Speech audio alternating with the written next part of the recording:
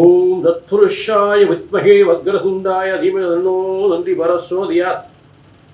குரு பிரம்மா குரு விஷ்ணு குரு தேவோ மகேஸ்வராய. அனைவருக்கும் கோடான கோடி நமஸ்காரங்களை தெரிவித்துக் கொள்கிறேன். மார்கழி மாத பலன்கள். மார்கழி என்றால் அதனுடைய முக்கியமான அர்த்தம் மாறி கழிந்தது அப்படின்றது. ஒரு மாறின மலை கழிந்தது அப்படின்றது சாஸ்திரத்தில் ஒரு முக்கியமான விஷயம். மார்கழியோட மலை கழிந்து விட்டது. அது மட்டும் அல்ல, உலகத்தில் யாரெல்லாம் என்னென்ன துன்பங்கள், தொழில் பிரச்சனைகள், வருமான பிரச்சனைகள், கடன் பிரச்சனைகள், கணவன் மனைவி பிரச்சனைகள், சொத்து பிரச்சனைகள், இப்படி எல்லாருக்கும் ஏற்பட்ட பிரச்சனைகளுக்கெல்லாம் ஒரு விடிவு காலம், அதற்கெல்லாம் அந்த பிரச்சனைகளுக்கெல்லாம் ஒரு முடிவு, முற்றுப்புள்ளி, ஒரு புதிய பாதை, ஒரு புதிய நோக்கு உருவாக்குவது.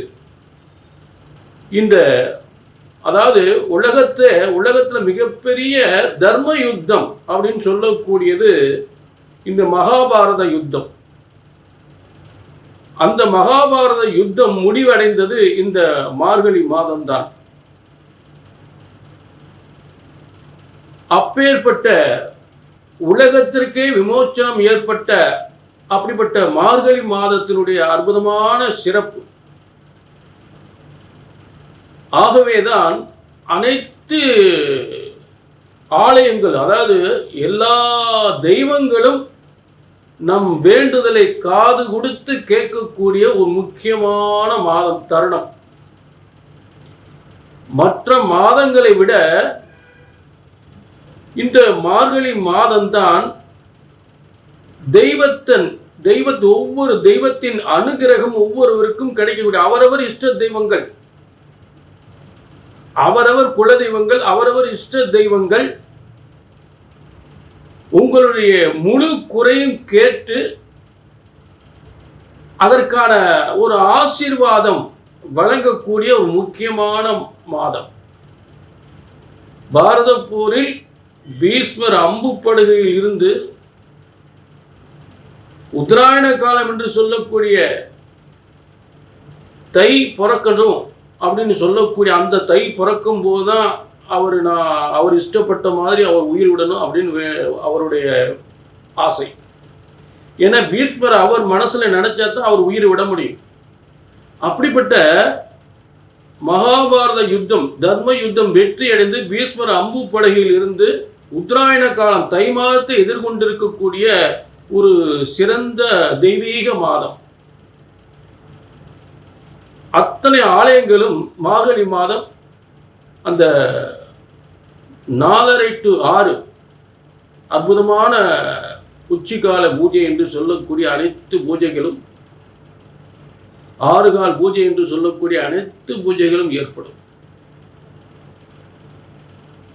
எல்லா ஆலயங்களுமே அந்த மார்கழி மாதம் ஏன் அதிகாலை, அந்த காலத்தில் வீட்டுக்கு பஜனை வரும் அப்படின்னா அதுக்கு காரணம் அவ்வளவு முக்கியத்துவமான மாதம். அப்போ அந்த மாதத்தில் இப்போ இன்னொரு விஷயம், தர்ம யுத்தம் நடந்ததுன்னு சொன்ன பார்த்தீங்களா?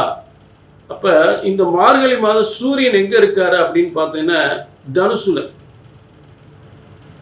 அப்போ ஏன் அதாவது ஒவ்வொரு கிரகமும் காரணத்தோடு தான் ஒவ்வொரு கிரகம் ஒரு இடத்துல அமர்கிறது என்றால் தெய்வத்தினுடைய விதி, பிரம்மனுடைய விதி. அப்ப உலகத்திற்கே ஒளி தரக்கூடிய, உலகத்திற்கே நன்மைகள் தரக்கூடிய சூரியன் அந்த மார்கழி மாதம் எங்க இருப்பார்? தனுசுல. இப்ப தனுசுல அத்தனை கிரகங்களுமே இங்க வந்து உட்கார்ந்துரும்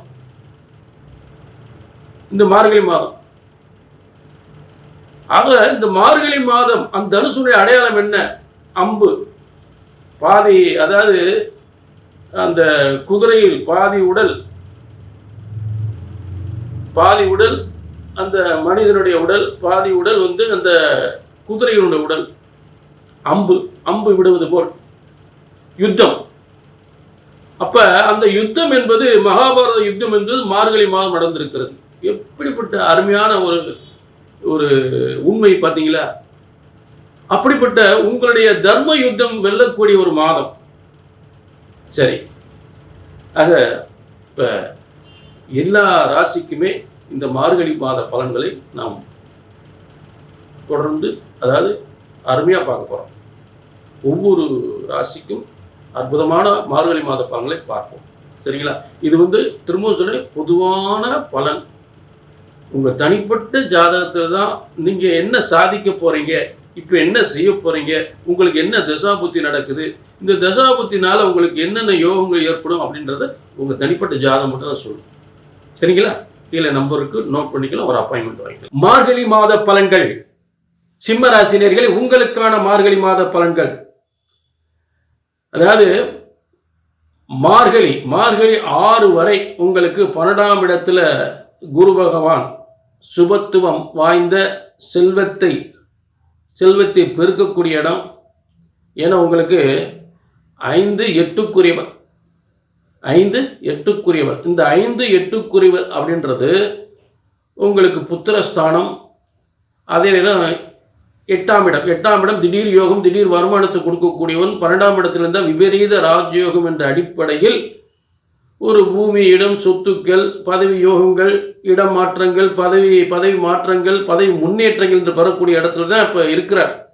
இப்போ அதிலிருந்து திரும்ப லாபஸ்தானத்துக்கு தான் போகிறார். 11ஆம் இடத்துக்கு திரும்ப ரிவர்ஸில் போயிடுறார், மிதுனத்துக்கு. அப்போ மார்கழி 6ல் சிம்மத்துக்கு 11ஆம் இடத்துக்கு போயிடுறார். சிம்மராசிக்கு 11ஆம் இடம். அது நல்ல ஸ்தானம் தான். அதில் நல்ல வெற்றி ஸ்தானம் சொல்லக்கூடிய தனம், லாபம், பதவி யோகம், வருமான முன்னேற்றம், தொட்டதெல்லாம் வெற்றி என்ற அடிப்படையில் இந்த மார்கழி மாதத்தில் உங்களுக்கு 6ஆம் தேதி அவருடைய யோகங்களை அதிகப்படுத்துவதற்காக பின்னோக்கி மிதுனத்துக்கு போயிடுறார். அப்போ அதே நேரம் இந்த புத்தாண்டு பலன்களில் உங்களுக்கு அடுத்து திரும்ப 12ஆம் இடத்துக்கு தான் வர்றார். இந்த புத்தாண்டு தொடங்க போகுது மார்கழி 17 திரும்ப உங்கள் 12ஆம் இடத்துக்கு தான், 12ஆம் இடத்துக்கு உச்சம் பெற்று தான் உங்களுடைய லட்சியங்கள், கனவுகள், ஆசைகளை நிறைவேறக்கூடிய இடத்துல வர்றார். புரிஞ்சுட்டீங்களா? அப்போ திரும்ப புத்தாண்டில் அங்கே வந்துடுறார். அது எப்போன்னு கேட்டிங்கன்னா உங்களுக்கு மே மாதம் வரும். அப்போ இந்த 2026 இப்படிப்பட்ட யோகங்கள்லாம் இருக்குது. அதை புத்தாண்டு பலன்களை இப்போ விரிவாக பார்க்கலாம். சரி, அடுத்து உங்களுக்கு இந்த மார்கழி 7ல், அதாவது தனுசில் உங்களுக்கு 5ஆம் இடத்துல பூர்வ புண்ணிய ஸ்தானம், புத்திரஸ்தானம் அப்படின்னு சொல்லக்கூடிய இடத்துல உங்களுடைய ராசிக்கு அதிபதி சூரியனும் செவ்வாயும் ஏற்கனவே இந்த மார்கழி மாதத்தில் இருக்கிறாங்க. அடுத்து அங்கே போய் யார் உட்கார்றா அப்படின்னு பார்த்தோம்னா, மார்கழி 7ல் சுக்கிரன் முதல்ல போய் உட்காந்துறார். சுக்கிரன் யார்? உங்களுக்கு 3-10க்குரியவர். 3-10க்குரியவர்னா பிள்ளைகளுக்கு பொறுப்பு ஒப்படைக்கிறது, பிள்ளைகளுக்கு ஒரு முதலீடு செஞ்சு கொடுக்குறது, பிள்ளைகளுக்காக தொழிலை உருவாக்கி கொடுக்குறது, பிள்ளையுடைய வாழ்க்கையை முக்கியத்துவமாக கருதி அவங்களுக்கு என்னென்ன செய்யணுமோ அதெல்லாம் செய்யக்கூடிய ஒரு காலம். புரிஞ்சுட்டிங்களா? ஆக வாகன யோகங்கள், சொத்து யோகங்கள், பதவி யோகங்கள் அப்படின்னு சொல்லக்கூடிய ஒரு முன்னேற்றங்கள் பெறக்கூடிய காலம். இந்த சுக்கிரன் போய் அந்த இடத்துல சூரியனோட சேர்ந்து செவ்வாயோட சேர்ந்து இருக்கிறது. பூமி யோகமும், வாகன யோகமும், சொத்து யோகமும் பெறக்கூடிய பதவி யோகம். அடுத்து மார்கழி 10. இந்த மார்கழி 10ல் புதன் அங்கே போய், அதாவது உங்களுக்கு 11ஆம் அதிபதி 2-11க்குரியவர், அவர் 5ல் உட்காந்து. அப்போ பெரிய அதிர்ஷ்டத்தை ஏற்படுத்தும். அதாவது 2-11க்குரியவர், 2-11ன்னா வாக்கு, கல்வி, வியாபாரம், வருமானம், லாபம். இத்தனைக்கு வாக்கு, கல்வி, பதவி, வருமானம் என்று சொல்லக்கூடிய இதுக்கெல்லாம் லாபத்தை தரக்கூடிய, வெற்றியை தரக்கூடிய 2-11ஆம் அதிபதியாகி குருவின் வீட்டில் உட்கார்ந்து, மேலும் மிதுனத்தில் இருக்கிற குருவால் பார்க்கப்படுகின்ற அற்புதமான யோகம். இந்த மார்கழி இப்படி சிறப்பாக அமைஞ்சிருக்கு. அந்த மார்கழி புத்தாண்டும் பிறக்க போகுது.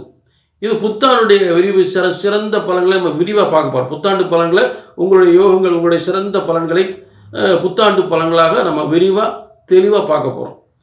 அடுத்து இந்த சுக்கிரனும் புதனும் சூரியன், செவ்வாய், சுக்கிரன், புதன் இந்த 4 கிரகங்களுமே குரு பார்வையில், குரு 12ஆம் இடத்துலேருந்து 11ஆம் இடத்துக்கு ரிவர்ஸ் ஆகி போயிடுறார், மிதுனத்துக்கு போயிடுறார். அப்போ அங்கேருந்து உங்கள் 5ஆம் இடம், 5ஆம் இடம் மிகப்பெரிய அதிர்ஷ்டம், திடீர் செல்வம், திடீர் சொத்துக்கள், திடீர் பதவி யோகங்கள், செய்கின்ற முதலீட்டில் மிகப்பெரிய முன்னேற்றம், ஷேர் மார்க்கெட், இப்படி எத்தனையோ விஷயங்கள் அத்தனையும் சிறப்பு பெறக்கூடிய நிலையில் சிவராஜயோகம் ஒன்று இருக்குது. சூரியனும் குருவும் ஒன்றுக்கு ஒன்று பார்த்துட்டா சிவராஜயோகம். இப்படிப்பட்ட சிறப்பான யோகங்கள் இந்த மார்கழி மாதத்தில் உங்களுக்கு சிம்மராசி அமைந்திருக்கிறது. கவலைப்பட வேண்டிய அவசியமே இல்லை. வாழ்க்கையில் மிகப்பெரிய முன்னேற்றம் அடையக்கூடிய எதிர்காலம் வரக்கூடிய 2026க்கும் அடுத்து தை பிறக்க போகுது. தையில் ஏற்படுகின்ற ஒரு தொழில் யோகத்திற்கும் இப்பயே அதற்கான ஆயத்தமான கிரகங்கள் உங்களுக்கு தயாராகிவிட்டன. இதை பற்றி தெளிவாக நம்ம 2026 புத்தாண்டு பலன்கள் நம்ம தெளிவாக பார்க்க போகிறோம். சரிங்களா? சரி, இதுதான் இந்த மார்கழி மாதத்தில் உள்ள கிரக மாற்றங்கள். அதுக்கான விளக்கம் மட்டும் உங்களுக்கு கொடுத்துருக்கேன். அடுத்து தெளிவாக 2026 புத்தாண்டு பலன்கள் நம்ம தெளிவாக பார்க்கலாம். சரிங்களா? உங்கள் தனிப்பை எல்லாமே இது பொதுதான், பொதுவான பலன் தான். நீங்கள் என்ன செய்ய போகிறீங்க, 2026 என்ன சாதிக்க போகிறீங்க அப்படின்றத உங்கள் தனிப்பட்ட ஜாதகம் மட்டுமே சொல்லும். அதில் மாற்று கருத்தே இல்லை. இது பொதுவான பலன். புரிஞ்சுக்கிட்டீங்களா? ஆக உங்களுடைய தனிப்பட்ட ஜாதகத்தை பார்க்கணும்னா கீழே நம்பருக்கு நோட் பண்ணிக்கங்க, ஒரு அப்பாயின்மெண்ட் வாங்கிக்கங்க. சரிங்களா? மீண்டும் ஒரு நல்ல நிகழ்ச்சியில் சந்திக்கும் வரை உங்களிடம் இந்த விடைபெறுவது 18 சித்தர்கள் முனிவர்கள் உருவாக்கிய சித்தர் வாக்கு ஜோதிடர் பாலச்சித்தர். நன்றி, வணக்கம்.